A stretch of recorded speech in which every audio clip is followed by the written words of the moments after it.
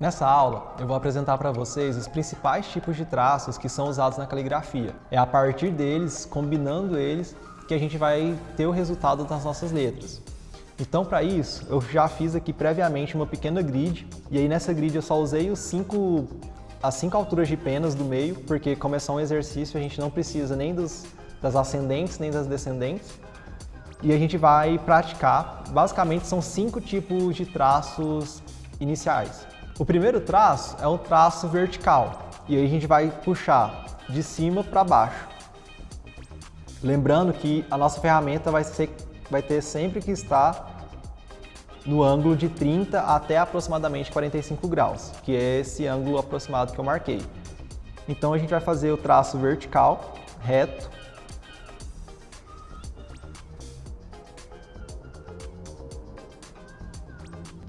Porque esse é um dos traços base da caligrafia para a maioria das letras ou para boa parte delas.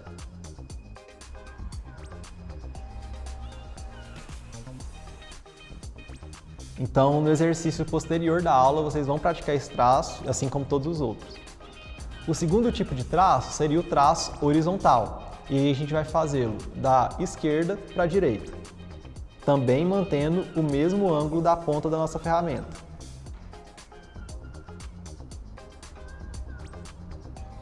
Então, aqui alguns exemplos, e aí vocês vão praticar isso depois.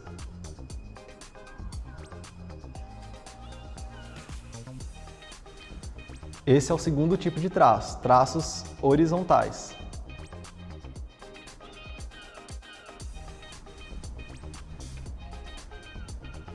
Um terceiro tipo de traço, na verdade, seria a combinação dos dois primeiros. A gente vai fazer uma forma quadrada usando o traço vertical em combinação com o traço horizontal, que seria mais ou menos isso. Traço vertical, depois a gente puxa o traço horizontal, volta aqui com o traço horizontal e finaliza com o traço vertical. E aí vocês vão perceber que, pelo ângulo da nossa ferramenta, essas terminações do quadrado vão ter o nosso ângulo de 30 a 45 graus. Um quarto tipo de traço também é um traço vertical. A grande diferença é no início e na terminação dele. No primeiro traço, a gente literalmente estava fazendo um traço reto, sem mexer nossa ferramenta além do movimento vertical.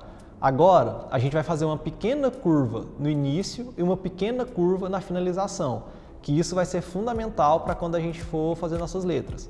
Então, ao invés de puxar ele 100% reto, a gente vai fazer uma curva suave aqui no início, descer reto e fazer uma curva suave no final. Uma curva suave no início, desce reto e faz uma curva suave no final. Isso vai ser muito importante no estilo das nossas letras e na hora de combinar os traços retos com os traços circulares, que são os próximos tipos de traço. Então agora são os traços circulares ou semicirculares. Lembrando que a gente tinha o eixo imaginário, que seria mais ou menos uma linha que passa aqui. Então a gente começa nosso movimento aqui, desce até lá embaixo e para, lembrando do eixo que é a linha imaginária, passando bem aqui. A gente volta nesse outro traço e conecta lá embaixo. Então, é um movimento assim e outro movimento encontrando lá embaixo.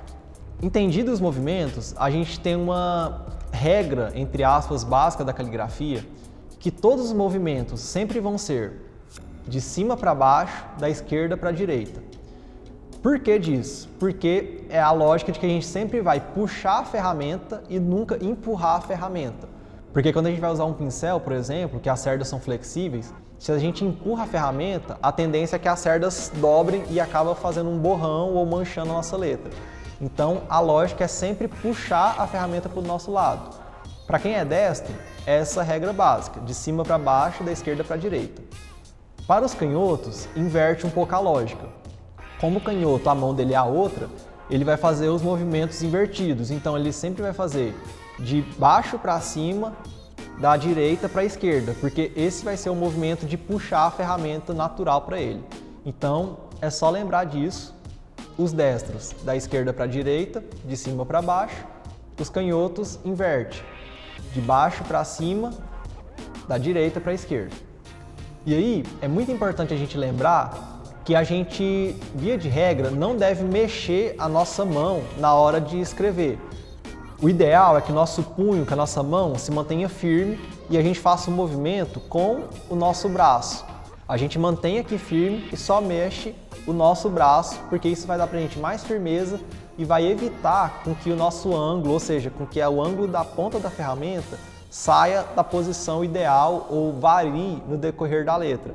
Senão a gente pode cair em alguns erros. Por exemplo, se a gente mantém nosso ângulo firme e só mexe o braço ao invés de mexer nossa mão, a gente consegue um traço uniforme. Se a gente mexe nossa mão e muda o ângulo no decorrer da escrita, vocês vão perceber que esse traço não é tão uniforme quanto esse. Ele vai tendo uma queda e afinalando na parte mais inferior dele. Então, sempre lembrar de mexer o braço ao invés de mexer a mão. E esses são os principais tipos de traço. Vai ter um exercício sobre isso a seguir. E depois a gente já vai começar a entrar de fato nas letras, que é a parte mais divertida e a parte de fato prática do nosso curso.